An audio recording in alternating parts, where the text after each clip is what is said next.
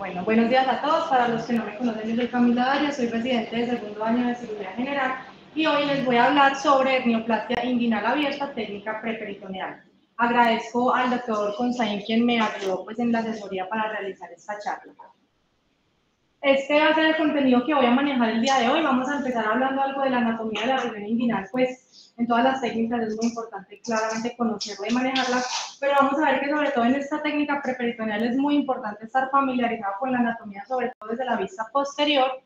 Luego voy a hablar algo del recorrido histórico que ha tenido esta técnica y los cambios que ha tenido a través del tiempo. Voy a describir la técnica quirúrgica del doctor Nijus, los beneficios y las limitaciones que tiene esta técnica y por último unas conclusiones para que podamos determinar cómo en qué escenario sería muy bueno escoger esta técnica.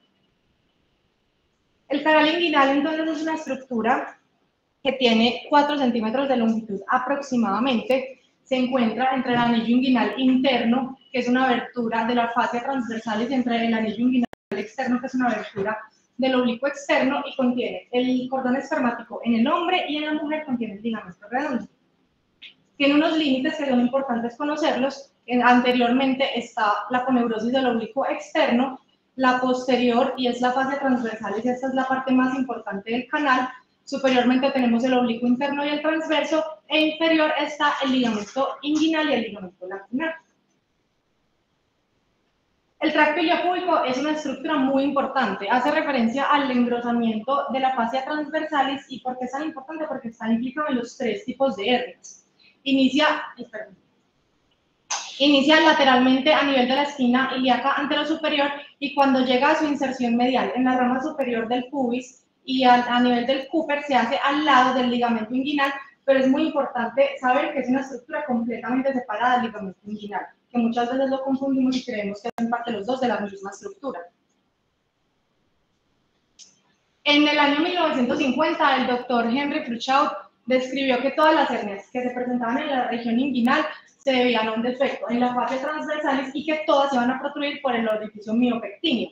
Este orificio tiene unos límites que son: inferiormente se encuentra el ligamento de Cooper, lateralmente el músculo ilioisoas, superiormente el tendón conjunto y a nivel medial están los rectos abdominales. Los 3 tipos de hernias, que son la indirecta, la directa y la femoral, van a salir por este orificio. No sé qué es. Ya. El tendón conjunto hace referencia a la fusión de las fibras de la aponeurosis del músculo transverso con las fibras de la aponeurosis del músculo oblicuo interno, a medida que se unen en la sínfisis del pubis. Sin embargo, esa verdadera fusión se da en muy pocos pacientes y nosotros podemos ver que en esta área confluyen varias estructuras, como el borde lateral de la fascia de los rectos, el ligamento inguinal, el ligamento de Henle, y por eso lo ideal no es llamarlo tendón conjunto, porque nos vamos a dar cuenta que en muy pocas personas es un área tendinosa, y lo ideal es llamarlo área conjunta. El triángulo de Hesselbach es una estructura que está limitada medialmente por el borde lateral de los rectos, superiormente por los vasos epigástricos inferiores y a nivel inferior está el ligamento inguinal. Vamos a ver entonces que las hernias que protruyen dentro de este triángulo son las hernias directas, que van a estar medial a los vasos epigástricos inferiores, mientras que las hernias que protruyen lateral a este triángulo, es decir, lateral a los vasos epigástricos inferiores, son las hernias inguinales indirectas. Como espacios preperitoneales tenemos entonces el espacio de Retzius, que es el espacio retropúbico, y lateralmente se encuentra el espacio de Bogros. Este espacio de Bogros, el espacio retroinguinal, tiene un componente medial, que ese compartimento se encuentran los vasos femorales, y en el compartimento lateral se encuentra el músculo ilioisoas y el nervio femoral. En cuanto a los nervios, y ya para ir terminando con la parte de la anatomía, pues sabemos que hay muchos nervios implicados en la región inguinal que son importantes conocer. Uno de los más frecuentes, pues, y de los más importantes son el nervio ilioinguinal, el nervio iliohipogástrico y la rama femoral del nervio genitofemoral. Algo importante es que cuando nosotros hacemos una disección anterior, pues por vía anterior, tenemos que tener mucho cuidado en no irlos a lesionar, y esta es una de las primeras ventajas que les voy a ir comentando de la técnica preperitoneal, que no tenemos ese riesgo de lesionarlos. Las hernias inguinales entonces corresponden al 75% de todas las hernias de la pared abdominal. el riesgo de desarrollar una hernia a lo largo de la vida va a ser mucho mayor en los hombres, llegando hasta un porcentaje incluso que puede ser de hasta 43% en toda la vida, mientras que en las mujeres ese porcentaje es mucho menor, es alrededor del 3 al 6%. Existen muchísimos factores de riesgo para uno desarrollar una hernia. Algunos de los más comunes son las alteraciones en el colágeno, antecedentes de prostatectomía radical, antecedente familiar de hernia inguinal, el hecho de ser hombre confiere un mayor riesgo. Y en cuanto a la edad, vamos a ver que cuando son niños pequeños tienen un pico a los 5 años de desarrollar hernias indirectas, mientras que a medida que pasan los años, en personas de mayor edad se presentan más las hernias directas. Vamos entonces a empezar a hacer como un recuento histórico de toda la técnica pues de la herniorrafia preperitoneal y vamos a ver todos los avances que ha tenido esta técnica. Inicialmente en el siglo XIX el manejo quirúrgico de las hernias era siempre manejo médico. Solamente se hacía cirugía si había encarceración o estrangulación, puesto que ya habían intentado previamente manejarlas de forma quirúrgica y no habían tenido buenos resultados. Por lo tanto, consistía entonces en reducir lo que protruía por el anillo inguinal o femoral y ponían un cinturón para que no volviera pues como a protruir el contenido. En el año 1716, este señor que se llama Demetrius Cantemir fue la primera persona que reportó un reparo de una hernia inguinal transabdominal que fue exitoso. Posteriormente, en el año 1876, el doctor Anander es la primera persona quien presenta como tal el concepto del abordaje preperitoneal y luego, en el año 1920, este señor, que es el doctor Lenthal, describe la realización de una incisión mediana para acceder al espacio preperitoneal para corregir las hernias inguinales y femorales. Unos años después, el doctor Henry ya se basó en esta técnica que ya estaba establecida y la usó para extraer los cálculos del uréter pélvico de forma extraperitoneal. Y es así como unos años después combinan esta técnica y se crea una nueva técnica para acceder al espacio preperitoneal. En el año 1954, el doctor Nimbus y el doctor Condon inician sus estudios sobre esta técnica que ya estaba descrita, analizando todos los artículos pues, que ya previamente se habían publicado, y lo que ellos hicieron fue que rescataron y perfeccionaron esta técnica. Acá, el doctor Condon inicia a mencionar lo importante que es el tracto iliopúbico y la fascia transversalis en el desarrollo de las hernias inguinales. Es así como unos años después, en el año 1959, el doctor Nimbus publica por primera vez un artículo donde se describe como tal la herniorrafia preperitoneal, la cual realiza en 50 pacientes. Unos años después, el doctor Jen Reeves ya ingresa hace un abordaje del espacio preperitoneal a través de una incisión media infraumbilical para acceder al espacio de rectus y de bogro, y él hace acá el reforzamiento de esa fascia transversales con una malla de 10 por 10 centímetros para las hernias unilaterales. Y es después, 4 años después, cuando el doctor Estopa se basa en esta técnica que ya estaba establecida, pero lo que él hace es que sigue esa disección retromuscular preperitoneal de forma bilateral. Y lo que él describe entonces es el cubrimiento con una malla gigante para hacer lo que él llamó como el reforzamiento protésico del saco visceral. Como podemos ver entonces, técnicas preperitoneales han tenido muchísimos avances, muchas modificaciones, incluso hoy en día pues existen muchas incisiones que están ubicadas en diferentes sitios, pero lo que buscan todas es acceder al espacio preperitoneal para poder corregir las hernias. Este fue uno de los primeros estudios que publicó el doctor Nimbus con el doctor Condon, donde describen paso a paso la técnica de Nimbus, que es la que yo ya les voy a comentar a continuación. Iniciamos entonces haciendo una incisión transversa en hipogastrio, más o menos como lo vemos acá, 2 dedos encima o 3 centímetros encima de la sínfisis del pubis, de 7 a 8 centímetros de longitud, y empezamos a hacer la disección por planos hasta llegar a la capa muscular. En este paso lo que hacemos es que hay que extender la incisión a nivel lateral para ir más allá del borde lateral de los rectos. Empezamos a hacer la disección de todas las capas musculoaponeuróticas. Cuando llegamos entonces acá vamos a encontrar el recto abdominal y la fascia transversales. Lo que vamos a hacer en este punto es que el recto abdominal lo vamos a medializar y vamos a disecar esa fascia transversales. Cuando nosotros hacemos esto, ya estamos en el espacio preperitoneal, como lo podemos ver acá. Cuando llegamos a ese espacio, vamos a ver ya inmediatamente qué tipo de hernia es. Si vemos una hernia que está protruyendo por el triángulo de Hesselbach, pues ya les comenté que se trata de una hernia directa, o si no, si vemos una hernia que está entrando por el anillo inguinal interno, el cual está dilatado, se va a tratar de una hernia indirecta. Si tenemos entonces una hernia indirecta, ¿qué es lo que tenemos que hacer inicialmente? Es separar el saco herniario de todas las estructuras del cordón. Para eso lo que podemos hacer es abrir el saco e invaginar el contenido y hacer una ligadura alta.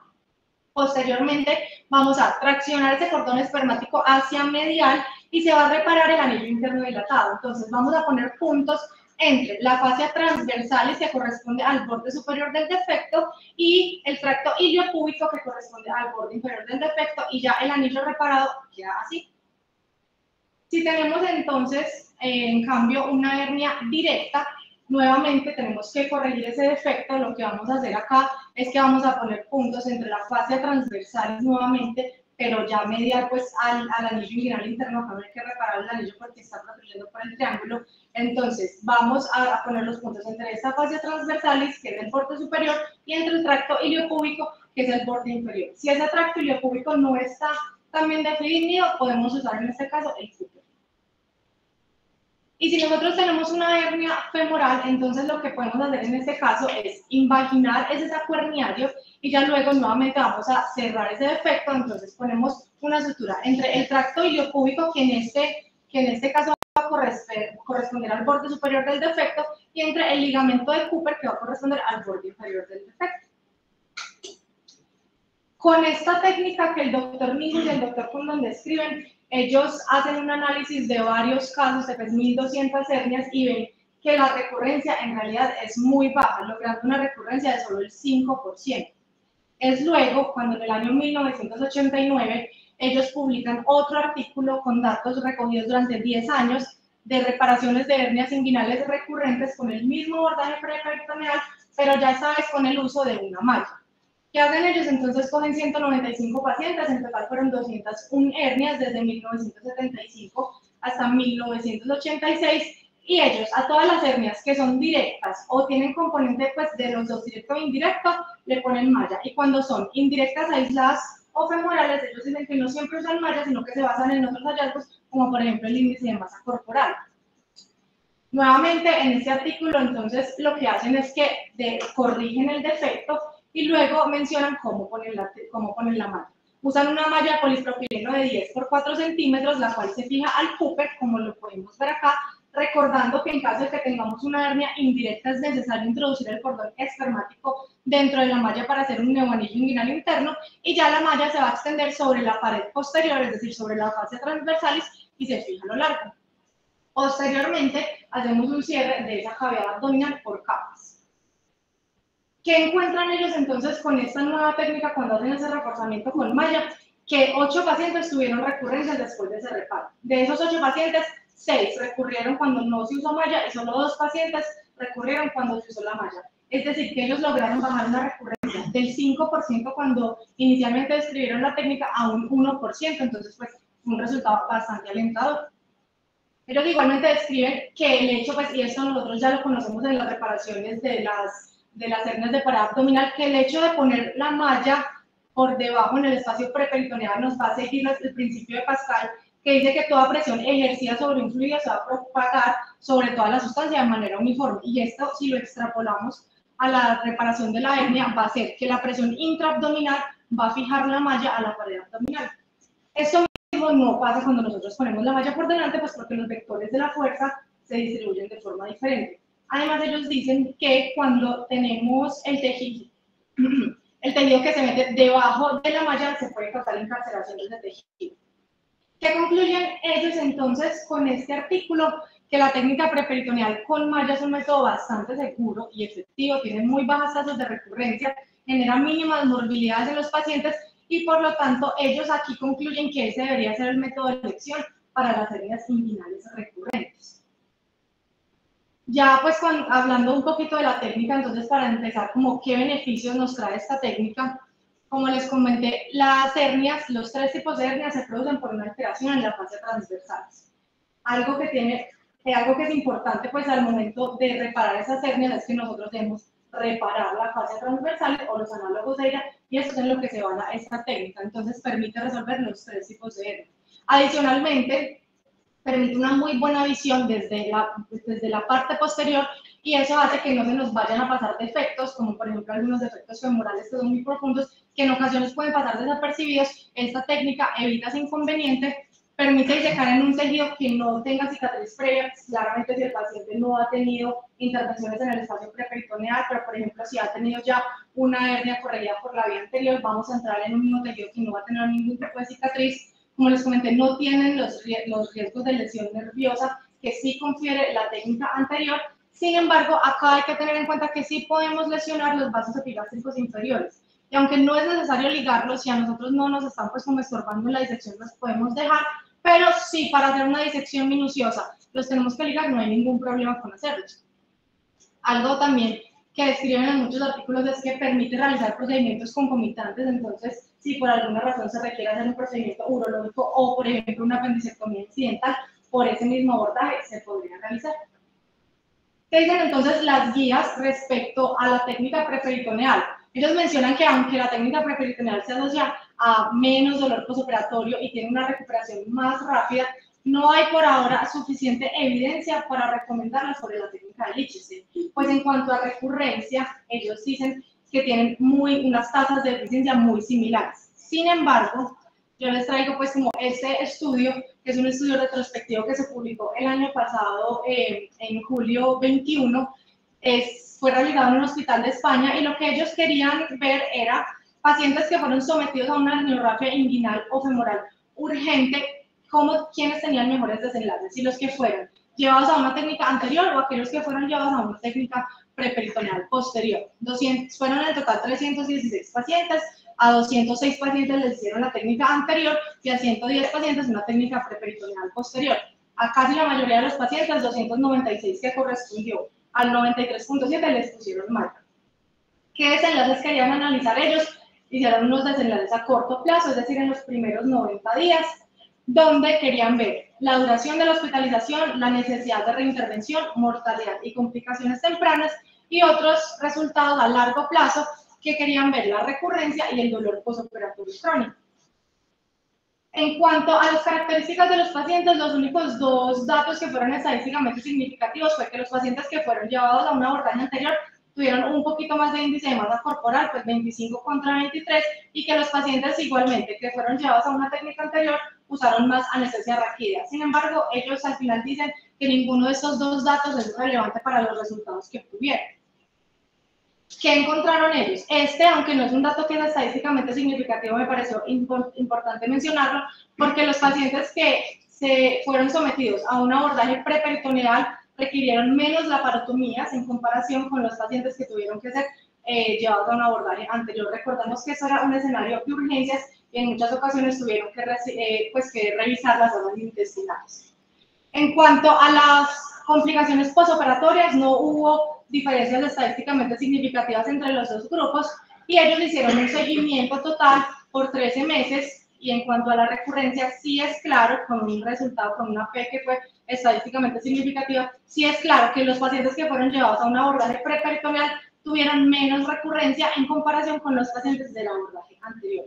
¿Qué vieron ellos entonces? Que ocurrieron 27 recurrencias. De esas 27, 20 fueron después de corregir una hernia femoral, 4 después de una hernia indirecta y 3 después de una hernia directa. Y lo que ellos vieron fue que el único factor asociado, el único factor de riesgo para tener esas recurrencias fue el hecho de que el paciente tuviera género femenino. ¿Por qué dicen ellos? Ellos hacen una hipótesis y es que dicen que creen que pudo haber pasado porque muchas mujeres a veces se pasan por alto los defectos y por eso la técnica preperitoneal nos evita, por así decirlo, ese inconveniente porque nos permite ver desde atrás el orificio miopectíneo completo, que es por donde van a producir todas las hernias. ¿Qué limitaciones tuvo este estudio? Pues que fue un estudio observacional unicéntrico, pues sabemos las limitaciones que se trae, y en cuanto al seguimiento tuvieron bastantes limitaciones. Habían 316 pacientes y en realidad solo lograron hacer el seguimiento completo a 99 pacientes. A pesar de eso, ¿qué concluyen ellos en ese estudio? Que el abordaje preperitoneal se asocia a menos tasas de recurrencias y también se asocia a menos laparotomías, por lo tanto lo consideran como una buena opción cuando se requiere hacer una cirugía, una resección intestinal, pues porque nos va a evitar la morbilidad que de por sí genera la laparotomía.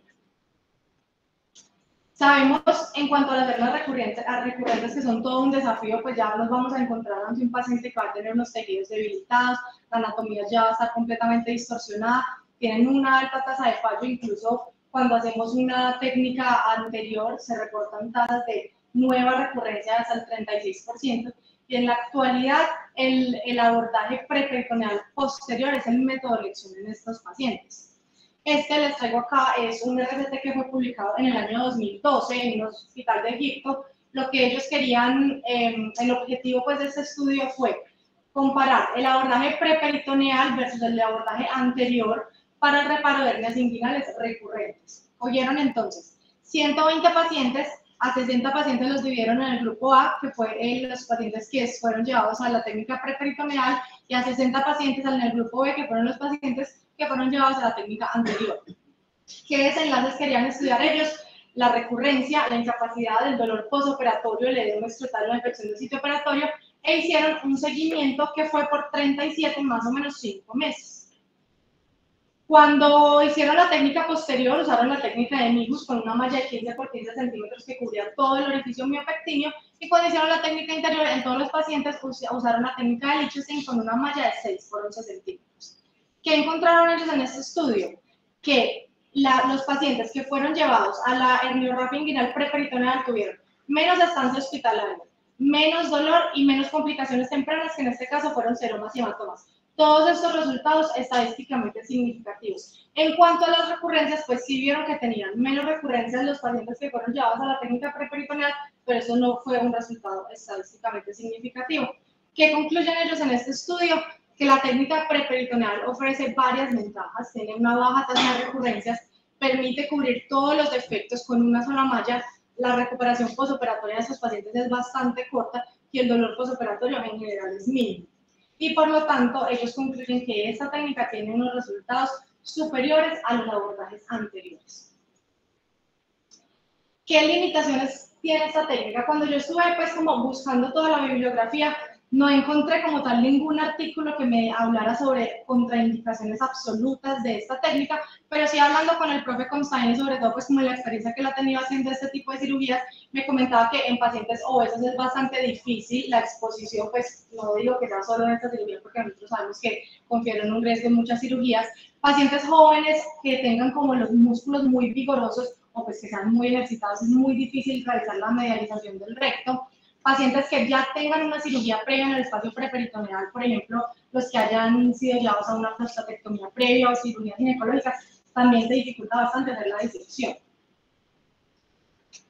Ya como para ir terminando, me pareció muy interesante traerles eso porque cuando yo sé que llevo muy poco en residencia, pero en lo que llevo, yo no había visto hasta el momento hacer nunca una técnica preperitoneal. Y me pareció pues que después de todo lo que leí, era muy buena, traía muchos beneficios, que el dolor postoperatorio era mínimo, las recurrencias muy bajas, entonces no sabía por qué en realidad nosotros no la usamos tanto, pues sí que tiene resultados tan buenos. Y encontré un artículo que justo menciona todo eso, y ellos dicen que desde el principio, cuando la técnica nace, ya nace como con una limitada divulgación, que en realidad han sido pocos cirujanos los que han mostrado interés por su aprendizaje. Pues si son pocos cirujanos los que muestran interés, a nosotros pues realmente no nos la van a enseñar mucho, porque la que más se usa y la vía que más ha sido popularizada es la técnica anterior. Cuando algunos cirujanos la practican, generalmente solo la usan en técnicas complejas, que son recidivantes, y por eso va a haber una falta de maduración en la técnica, y eso va a llevar pues que aumente el riesgo de resultados no deseados. Y por último, esto me parece muy interesante, y es que hay una falta de entrenamiento con la anatomía desde el abordaje preperitoneal. Sin embargo, eso en la actualidad, pues con el advenimiento de la laparoscopia, ya lo hemos ido mejorando porque nos hemos estado como acostumbrando más a ver la región inguinal desde posterior. Para terminar, entonces, les traigo estas conclusiones. Definitivamente es una técnica muy útil cuando el espacio preperitoneal no ha sido intervenido previamente. Es el estándar de oro cuando yo ya tengo una recidiva que ha sido manejada previamente por vía anterior, yo la debería manejar por la técnica preperitoneal. Es muy buena porque con la misma malla y puedo descartar los 3 tipos de hernias, es el tratamiento para los 3 tipos de hernias. En escenarios urgentes se puede asociar a menos tasa de laparotomías. En caso de requerir resecciones intestinales, yo puedo ampliar la incisión y por ahí mismo realizar las vasas intestinales si es necesario. Es Para hacerla es indispensable conocer y manejar la anatomía de la región inguinal de una vena posterior, porque nosotros sabemos que todo eso se basa en la experiencia y la curva que tenga el cirujano, y por eso en caso de hernia inguinal lo ideal es hacer la técnica con la que uno se sienta más cómodo. Y por último, pues recordar que se debe individualizar cada paciente y no sirve la misma técnica para todos los pacientes. Muchas gracias.